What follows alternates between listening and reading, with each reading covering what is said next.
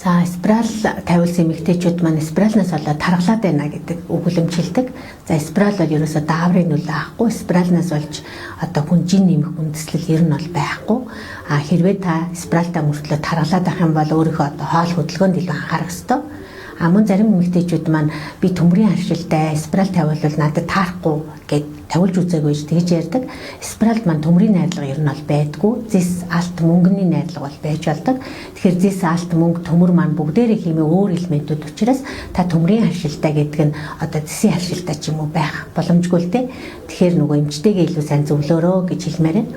За суулгасны тухайд бол бас эмэгтэйчүүд маань суулгас тавиулаад 10-20 ил нэмсэн гэж ярьдаг. За суулгас бол дааврын нөлөөтэй бие тусыг татдаг. За бие тус татснаар 2-5 кг-ыг одоо жинг бие тус хэлбэрээр татаж болно гэж үздэг.